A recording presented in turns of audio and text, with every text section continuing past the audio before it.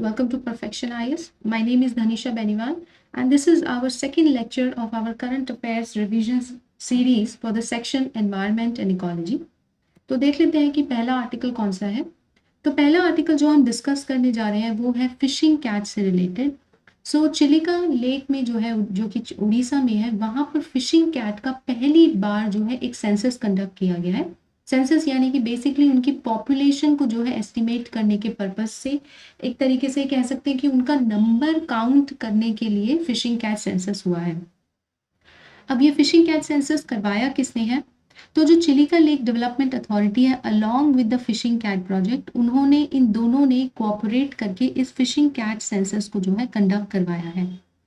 Basically अपना पहला एक कैट के फिशिंग कैट के पॉपुलेशन को एस्टिमेट करने का एक स्टडी था which is outside of the protected areas, यानी कि प्रोटेक्टेड एरिया के बाहर जो फिशिंग कैट्स मिलती हैं वो कितनी प्रोटेक्टेड है या फिर कितने नंबर में है, तो उस चीज़ के लिए जो है ये सेंसस कंडक्ट करवाया गया है।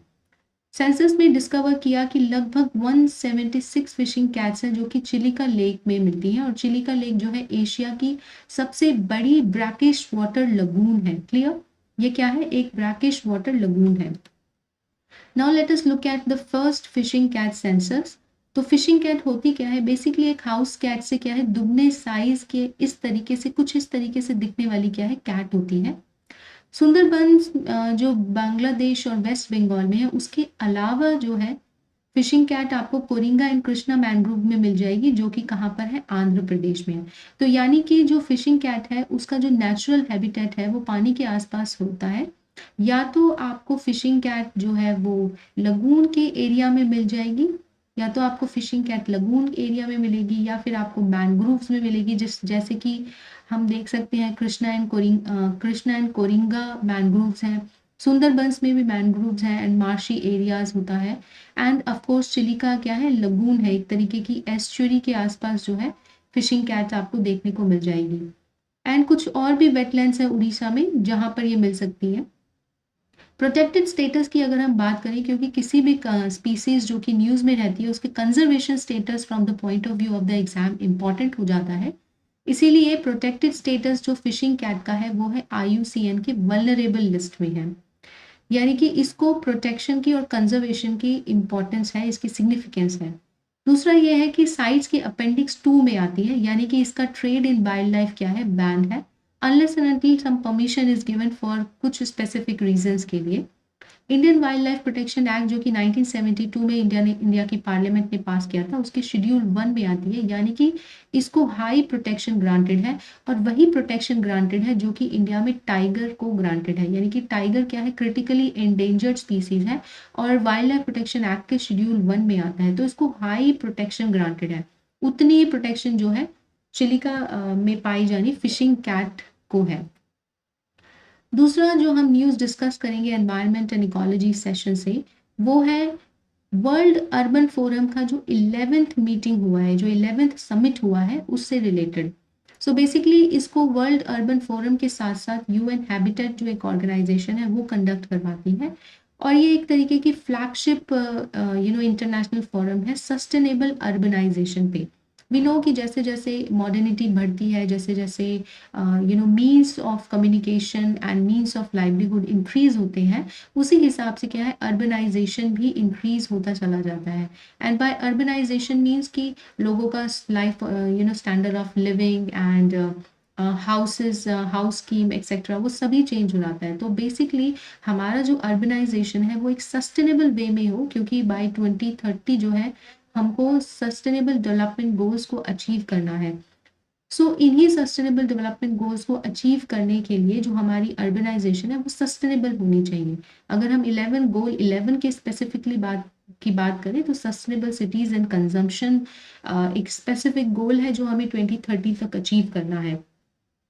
सो यूनाइटेड नेशन का जो वर्ल्ड अर्बन फोरम है, इसको 2001 में, यानी कि 2001 में इसको फाउंड किया गया था, ताकि जितनी भी सिटीज़ हैं, कम्युनिटीज़ हैं, इकोनॉमीज, एनवायरनमेंट एंड पॉलिसी है रिलेटेड विद द अर्बनाइजेशन, उसको अच्छे से स्टडी किया जा सके। क्लियर? ताकि हम अपने 2030 के गोल को अचीव कर सकें।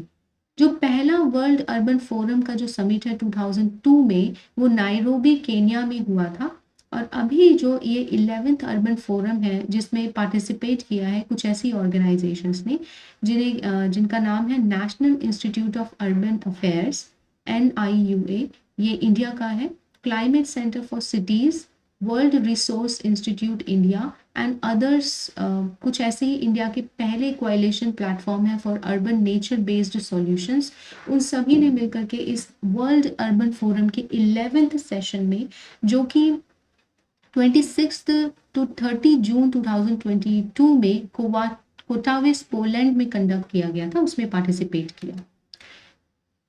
नेक्स्ट न्यूज़ जो है हमारी रिलेटेड है लाइफस्टाइल फॉर द मूवमेंट में।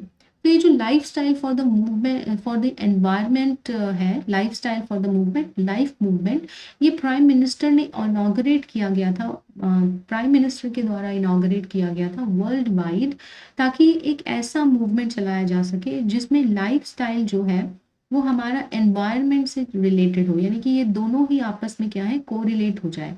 इसका बैकग्राउंड ये है कि प्राइम मिनिस्टर में जो लाइफ मूवमेंट है इसको 2021 में जो ग्लासगो में COP26 हुई थी, UNFCCC की जो 26th समिट थी, UNFCCC, इसकी जो 26th कॉन्फ्रेंस ऑफ पार्टीज थी, उसमें जो है प्राइम मिनिस्टर ने इसको अनाउंस किया गया था और उसके बाद इसको इनॉग्रेट किया गया।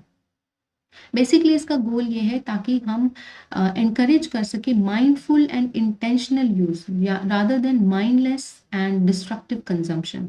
यानी कि हमारा जो लाइफस्टाइल है वो एनवायरनमेंट से कुछ इस तरह से रिलेटेड होना चाहिए कि हम इन्वायरमेंट के रिसोर्सेज का माइंडफुल यूज कर सकें और डिस्ट्रक्टिव कंजम्पशन की बजाय इंटेंशनल यूज हो सके, सो दैट वी नो कि हम कितना यूटिलाइज कर रहे हैं, how much we are taking from the environment and how much we are giving to the environment। इसका विजन ये है कि जो पीपल का जो लाइफस्टाइल है वो प्रो वर्ल्ड हो सके और इस तरीके का लाइफस्टाइल अडॉप्ट किया जाए ताकि प्लैनेट को अफेक्ट ना हो। सो लाइफस्टाइल इसका जो थीम रहा है वो है life global calls for papers. ये जो है लाइफ मूवमेंट के साथ ही लॉन्च किया गया था। बेसिकली ये इसलिए है ताकि जितने भी एकेडमिक्स, यूनिवर्सिटीज़ और रिसर्च इंस्टीट्यूट हैं उन सभी को एनकरेज किया जा सके कि वो अपने जो पेपर्स हैं, रिसर्च है एक्सेट्रा, उस सभी को कोरिलेट कर सके सस्टेनेबल लाइफ के साथ। So life global call for papers, clear. Now let us talk about the State of Environment Report 2022. So एक NGO है CSE, Center for Science and Environment। तो इस NGO ने ये रिपोर्ट जो है कंपाइल की है। सो बेसिकली ये एक ईयरली रिपोर्ट है जो कि पब्लिक एनवायरनमेंट और डेवलपमेंट स्टैटिस्टिक्स को प्रेजेंट करती है, ताकि हम देख सकते हैं कि कितना जो है एनवायरनमेंट अफेक्ट हुआ है ह्यूमन एक्टिविटीज़ या फिर एंथ्रोपोजेनिक एक्टिविटीज़ की वजह से।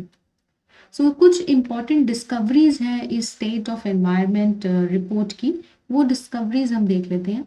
सबसे पहली जो discovery state of environment report ने बताई है वो है रिलेटेड विद द सीवेज।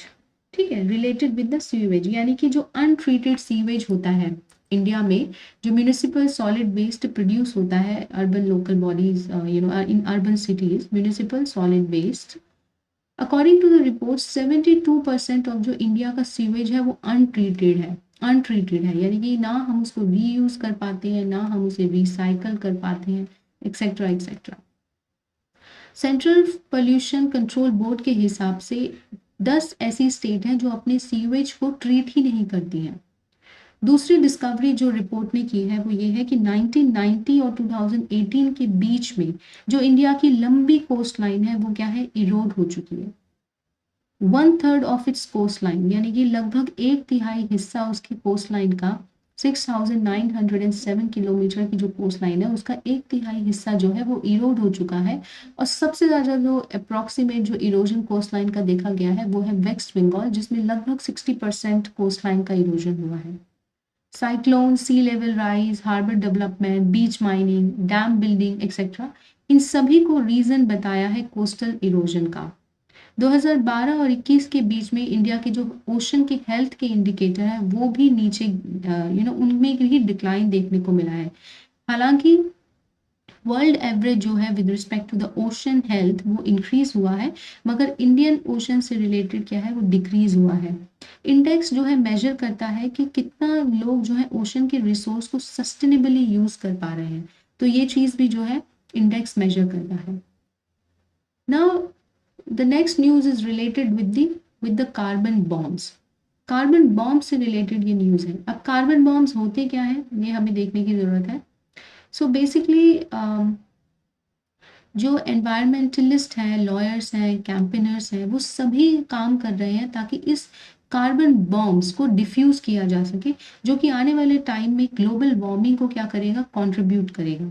अब ये कार्बन बॉम्ब है क्या, जो coal oil and gas projects हैं, याद रखना प्रोजेक्ट्स की बात हो रही है यहाँ पे, किसकी बात हो रही है, यहाँ पे बात की जा रही है प्रोजेक्ट्स की। ये जो प्रोजेक्ट्स हैं इन सभी को क्या बताया गया है, इस तरीके का ये कार्बन बॉम्ब है।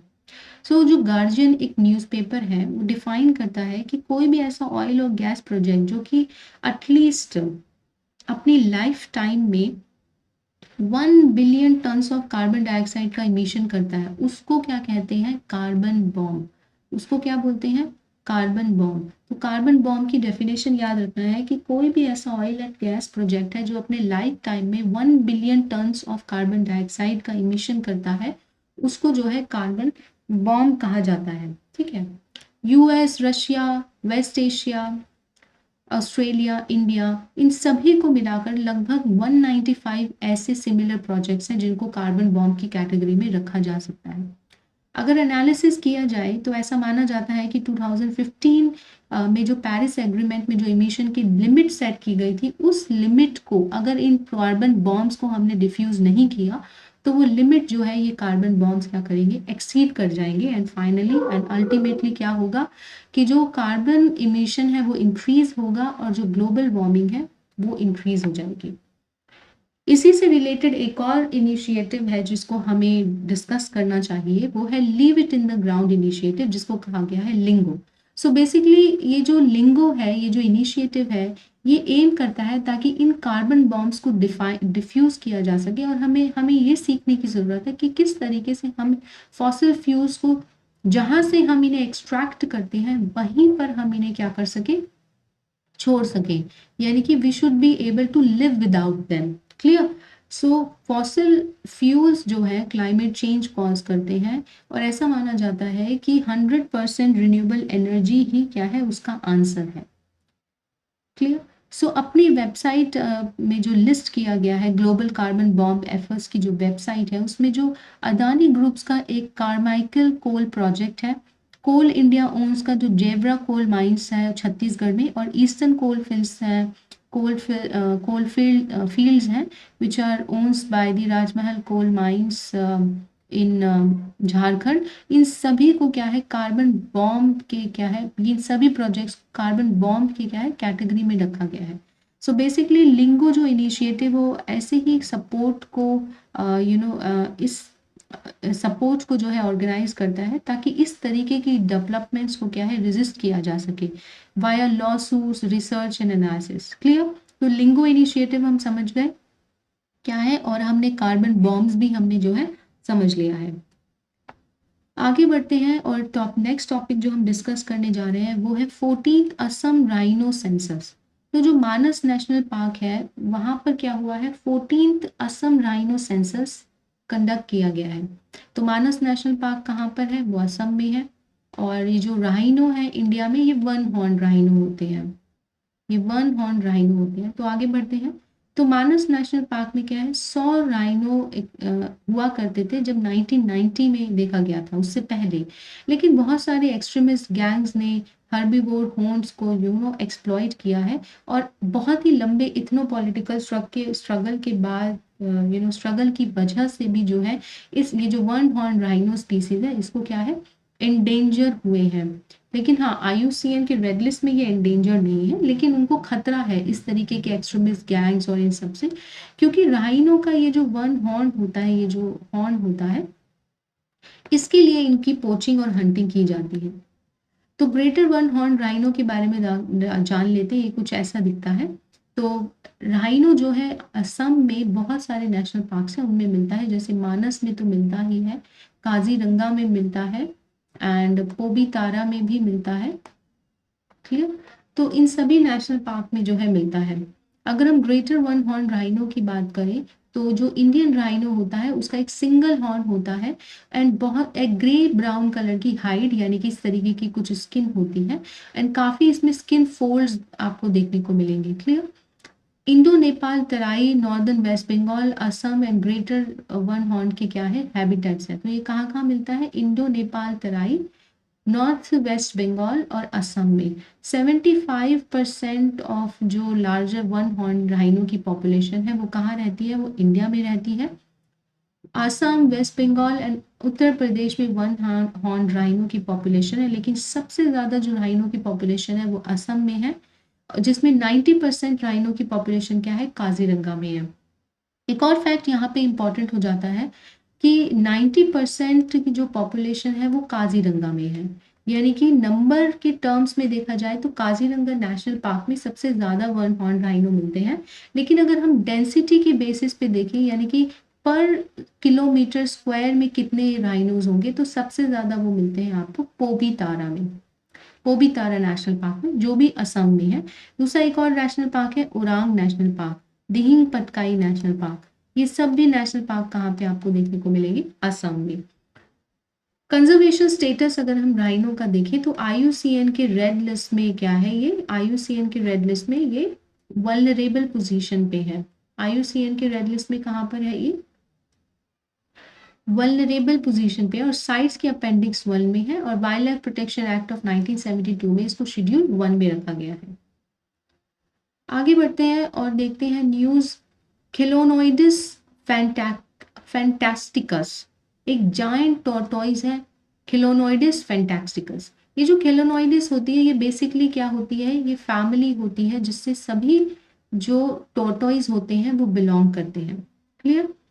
फर्डिनेंड आइलैंड है गैलापागोस आइलैंड। एक गैलापागोस क्या है? एक आर्कीपेलागो यानी कि बहुत सारे इस तरीके से छोटे छोटे आइलैंड्स का क्या है? ग्रुप है।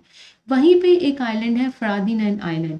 ये आपको जो यूकेडोर है ना, एक कंट्री है यूकेडोर, उसके off the coast towards the western coast आपको ये गैलापागोस आइलैंड मिलेंगे। उसी में एक आइलैंड है फर्डिनेंड आइलैंड, जहां पर ये जो टॉर्टोइज है, जायंट टॉर्टोइज, जिनका नाम रखा गया है साइंटिफिक नेम जो कि एग्जाम पर्सपेक्टिव से इंपॉर्टेंट नहीं है, जो कि है खेलोनोइडिस फैंटास्टिकस।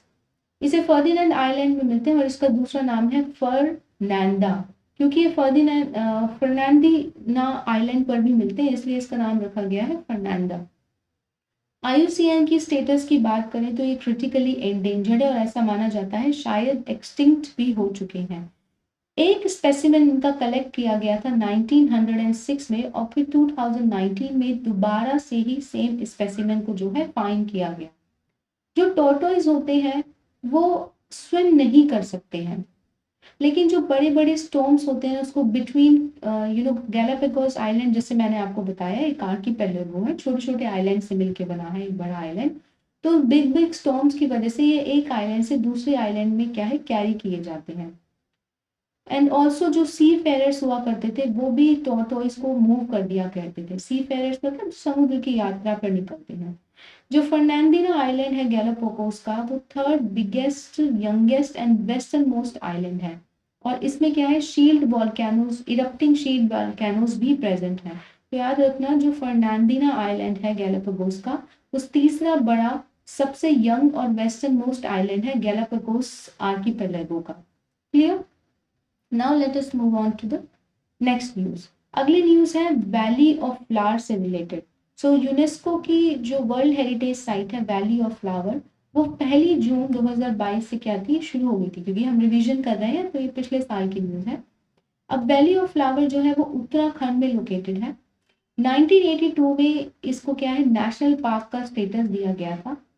ठीक है, कितना लंबा है, कितना एरिया कवर करता है ये इंपॉर्टेंट नहीं है, मगर क्या इंपॉर्टेंट है, एक तो ये यूनेस्को की वर्ल्ड हेरिटेज साइट है, दूसरा इसकी लोकेशन कहाँ पर है? ये उत्तराखंड में ये लोकेटेड है। 2005 में इसको 2005 में इसको यूनेस्को की वर्ल्ड हेरिटेज साइट का स्टेटस दिया गया। कब दिया गया? 2005 में। और नेशनल पार्क कब बनाया गया? 1982 में। 1931 में जो एक ब्रिटिश क्लाइंबर एंड बोटानिस्ट हुआ करते थे फ्रैंक एस स्माइथ, उन्होंने इस वैली को क्या है डिस्कवर किया था इन उत्तराखंड। वैली ऑफ फ्लावर की बात करें तो लगभग 600 से भी ज्यादा फ्लावर की स्पीसीज यहाँ पे दिखती हैं, और इम्पॉर्टेंट स्पीसीज जो कि काफी एग्जॉटिक स्पीसीज है, उत्तराखंड का स्टेट फ्लावर भी है, उसका नाम है ब्रह्म कमल, वो भी आपको वैली ऑफ फ्लावर्स में देखने को मिलेगा। क्वीन ऑफ फ्लावर्स जो कि ब्लू पॉपी है, वो भी यहाँ पे ग्रो करता है। अगर हम यहाँ पे फौना की बात करें, यानी कि animal species, wild life species जो यहाँ पर मिलते हैं, उसमें से सबसे इंपॉर्टेंट है leopards, musk deer and blue ship. Basically ये वैली ऑफ फ्लावर जो है बड़ी ही यूनिक पोजीशन है, क्योंकि ये जस्कार रेंज और ग्रेट हिमालयन माउंटेन उन दोनों के बीच में आती है। क्लियर? जस्कार रेंज और ग्रेट हिमालयन माउंटेन्स के बीच में जो वैली फॉर्म होती है वो है वैली ऑफ फ्लावर। जो पार्क है वो एंटायरली टेम्परेट एल्पाइन के अंदर लोकेटेड है। तो ये याद रखने की बहुत इंपॉर्टेंट है, क्योंकि अक्सर जब यूपीएससी क्वेश्चन पूछती है तो आपको नेशनल पार्क और यूनेस्को की वर्ल्ड हेरिटेज साइट से अगर क्वेश्चन आएगा तो डिस्क्रिप्शन दिया जाएगा and you will be asked कि ये डिस्क्रिप्शन किससे रिलेटेड है। तो इस तरीके के क्वेश्चंस पूछे जाते हैं। It is entirely in temperate alpine zone. तो जो नेशनल पार्क है, जो यूनेस्को की वर्ल्ड हेरिटेज साइट है वैली ऑफ फ्लावर, ये पूरी तरीके से टेम्परेट अल्पाइन जोन में है। Now let us talk about the next news which is Pseudomogrus sudhi. अब ये न्यू एक अरैक्नोलॉजिस्ट हैं जिन्होंने एक नई स्पाइडर यानी कि मकड़ी डिस्कवर की है राजस्थान के थार डेजर्ट से, जिसका नाम रखा गया है सुडोमोग्रस सूधी। बेसिकली एक नई स्पीसीज डिस्कवर की है साल्टिसीडे फैमिली ग्रुप की, जो कि एक जंपिंग स्पाइडर्स का ग्रुप होता है, और उसका नाम दिया गया है सुडोमोग्रस सूधी। तो जो स्पीसीज है वो डेजर्ट के ग्रासेस में सरवाइव करती है। जो मुजावी डेजर्ट नेशनल पार्क है वो इस तरीके की जंपिंग स्पाइडर का होस्ट करता है, मगर ये इंडिया में नहीं है, ये यूएस में है। ठीक है, यूएस में है,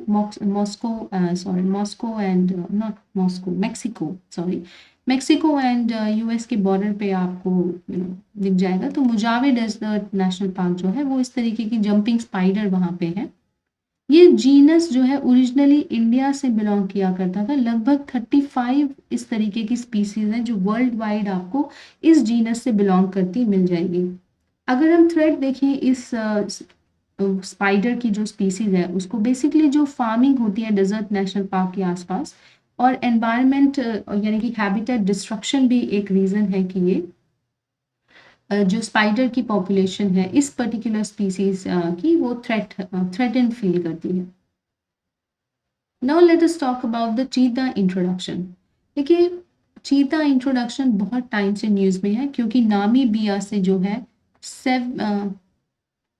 7 जो चीताज जो है उनको माइग्रेट किया गया। ये पहला ट्रांस कॉन्टिनेंटल माइग्रेशन है, यानी कि अफ्रीका से जो है एशिया में किसी को ये अफ्रीका है और अफ्रीका से एशिया में चीता की इंट्रोडक्शन हुई है। तो अफ्रीकन चीता की इंट्रोडक्शन की गई है एशिया में, क्योंकि बेसिकली जो एशियन चीताज हैं वो क्या हो गए हैं, अब एक्सटिंक्ट हो चुके हैं। इनको इंट्रोड्यूस किया गया है कूनो नेशनल पार्क में, जो कि कहाँ पर है, मध्य प्रदेश में। क्लियर? जो चीताज हैं वो ग्रासलैंड के फ्लैगशिप स्पीसीज हैं। ठीक है, 1952 में चीता को इंडिया से क्या ऑफिशियली डिक्लेयर कर दिया गया था कि वो एक्सटिंक्ट हो चुके हैं। कुल 50 to 60 इंडिविजुअल्स हैं जो कि एशियाटिक चीता से बिलोंग करते हैं, और वो एट प्रेजेंट ईरान में है। IUCN में इनको क्रिटिकली एंडेंजर्ड दिया गया है स्टेटस। ये सीवियरली एंडेंजर्ड नहीं है, ये बेसिकली क्रिटिकली एंडेंजर्ड है, और साइट के अपेंडिक्स 1 में है, और वाइल्ड लाइफ प्रोटेक्शन एक्ट के शेड्यूल 2 में इनको जो है जगह दी गई है। तो एशियाटिक चीता कुछ ऐसा दिखता है, पेलर होता है, बॉडी साइज में भी स्मॉल होता है as compare to the African cheetah. Clear? अब हम बात कर लेते हैं अफ्रीकन चीता की। इनका जो कलर होता है गोल्डन ब्राउन होता है और थिकर होता है as compare to Asiatic cheetah. ज़्यादा फेशियल स्पॉट्स और रिंकल्स होते हैं। थाउजेंड्स इंडिविजुअल, लगभग 5,000 टू 7,000 के आसपास जो है इनके इंडिविजुअल आपको अफ्रीकन कॉन्टिनेंट में मिल जाएंगे। अगर आई प्रोटेक्टेड स्टेटस की बात करें तो IUCN की रेड लिस्ट में वल्नरेबल है, साइज के अपेंडिक्स 1 में, और वाइल्ड लाइफ प्रोटेक्शन एक्ट के शेड्यूल 2 में इनको रखा गया है। This is Kuno national park. Kuno national park जो है मध्य प्रदेश में और बहुत ही यूनिक वाइल्ड लाइफ लोकेशन है। यहाँ पर आपको चित्तल, सांबर, नीलगई और वाइल्ड पिग, चिंकारा, कैटल, ये सभी अबंडेंट में आपको देखने को मिलेंगे। लिपर्ड स्ट्रिप्ड हाइना जो है बड़े बिग कार्निवोरस है रणथंभौर नेशनल पार्क के, with the loan tiger returning this year. यानी कि जो बड़े कार्निवोरस हैं जो कि रणथंभौर नेशनल पार्क में मिलते हैं, वो भी धीरे धीरे क्या करते हैं, कूनो पालपुर नेशनल पार्क में क्या करते हैं, माइग्रेट करते हैं। क्लियर। तो अगर हम होम्स की बात करें जो कि चीता के रीलोकेशन के लिए और ट्रांस कॉन्टिनेंटल लोकेशन के लिए आइडेंटिफाई किए गए थे, फिलहाल तो कूनो पालपुर नेशनल पार्क में उनको इंट्रोड्यूस किया गया है, जो कि ड्राई डेसिडियस फॉरेस्ट है और यहाँ पर आसानी से ग्रासलैंड भी हम डेवलप कर सकते हैं। एक कंड्यूसिव एनवायरनमेंट है चीता के लिए, जो कि ग्रासलैंड की क्या है, फ्लैगशिप स्पीसीज है। दूसरा आइडेंटिफाई किया गया था साहगढ़, जो कि इंडो पाकिस्तान बॉर्डर पे के आसपास मिलता है। एंड ये पोटेंशियल साइट्स हैं, पोटेंशियल साइट्स थी, मगर चूज किया गया कूनो पालपुर नेशनल पार्क को। दूसरा विंध्या रेंज के आसपास जो नौरादेही नेशनल पार्क है, ये भी मध्य प्रदेश में है, तो वो भी, उसको भी आइडेंटिफाई किया गया था चीता की ट्रांसलोकेशन के लिए। Now let's move and talk about the sustainable use of wild species, जो कि एक स्टडी पब्लिश की गई है बाय IPBS। तो IPBS हम जानते हैं एक एक रिपोर्ट पब्लिश करने वाली बॉडी है, जो कि हर 4 साल में रिपोर्ट जो है पब्लिश कर दी है, असेसमेंट रिपोर्ट। IPBS की जो असेसमेंट रिपोर्ट है वो इंसाइट प्रोवाइड करती है, analysis methods and sustainable exploitation of the wild plants, animals, fungi and algae world wide. Classifies wild species की यूटिलाइजेशन को 5 बिहेवियरल मेथड्स में वो क्लासिफाई करते हैं, जैसे कि फिशिंग हुआ, कलेक्टिंग हुआ, जैसे हनीज कलेक्ट हो गए एंड माइनर फॉरेस्ट प्रोड्यूस को कलेक्ट कर लिया, लॉगिंग, टेरेस्ट्रियल एनिमल हार्वेस्टिंग जिसमें हंटिंग को भी इंक्लूड किया जाता है, एंड नॉन एक्सट्रैक्टिव प्रैक्टिसेस जैसे कि ऑब्जर्वेशन। सो इन सब में जो है वाइल्ड स्पीसीज के यूटिलाइजेशन को इस 5 बिहेवियरल कैटेगरी में कैटेगराइज किया गया है बाय IPBES रिपोर्ट। अगर हम IPBES की बात करें तो इसका फुल फॉर्म है inter governmental science policy platform on biodiversity and ecosystem services. इसे 2012 में एस्टेब्लिश किया गया था एक इंडिपेंडेंट इंटरनेशनल एजेंसी के तौर पे, ताकि जो साइंस और पॉलिसी का इंटरेक्शन है with respect to the biodiversity conservation, human के लॉन्ग टर्म के वेलबींग के लिए और सस्टेनेबल डेवलपमेंट के लिए, उस सभी को, उस इंटरेक्शन को क्या है, स्ट्रेंथन किया जा सके। यानी कि साइंस का इन्वॉल्वमेंट हो पॉलिसी मेकिंग में। सो ये बेसिक इंपॉर्टेंट चीज़ है जो कि ये बॉडी जो है फुलफिल करती है। इसका सेक्रेटेरिएट बॉन जर्मनी में है।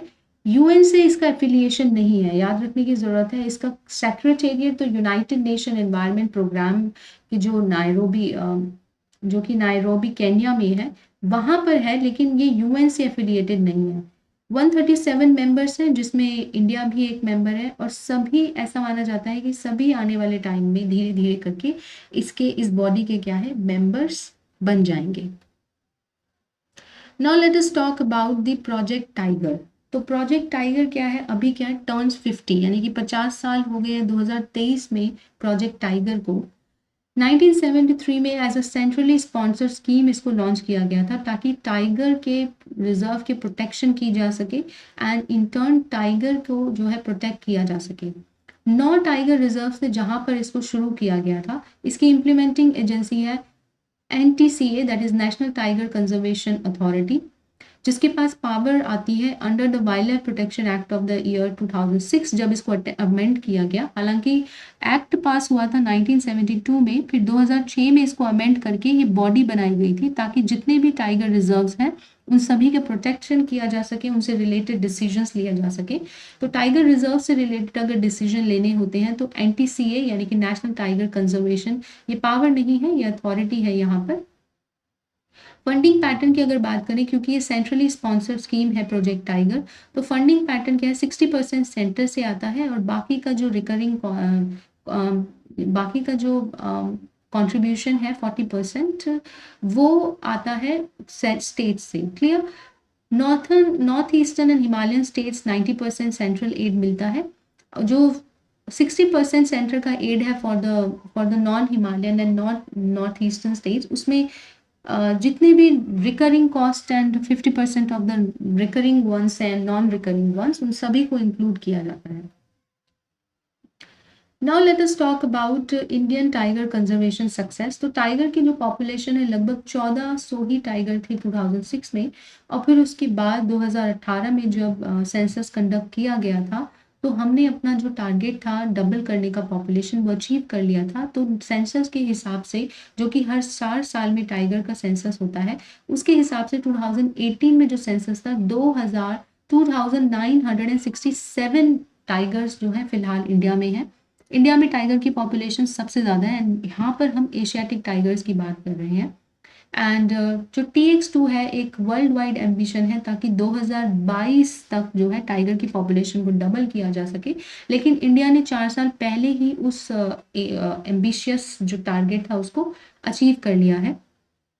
2010 में जो सेंट पीटर्सबर्ग टाइगर की समिट हुई थी वहीं पर ये गोल डिसाइड किया गया था, जिसमें 13 टाइगर रेंज नेशंस ने इस चीज़ को एक्सेप्ट किया था एंड पार्टिसिपेट किया था।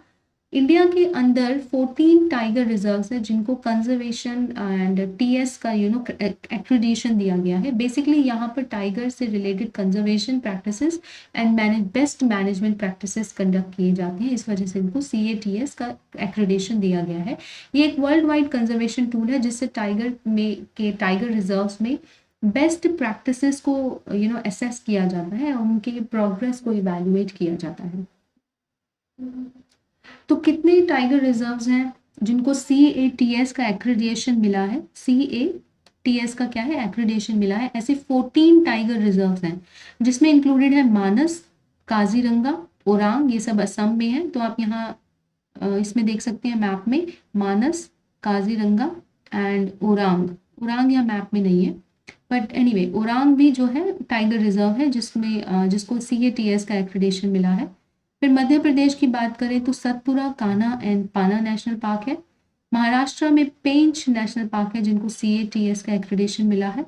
बिहार में वाल्मीकि टाइगर रिजर्व, उत्तर प्रदेश में दूधवा, वेस्ट बंगाल में सुंदरबंस, केरला में परम्बिकुलम एंड कर्नाटका में Bandipur tiger reserve and Tamil Nadu में Mudumalai and Annamalai tiger reserve. तो इन सभी को जो है ये 14 टाइगर रिजर्व जो है इन सभी को स्टेटस दिया गया है CATS का, यानी कि यहाँ पर टाइगर कंजर्वेशन से रिलेटेड बेस्ट प्रैक्टिसेस को अडॉप्ट किया जाता है।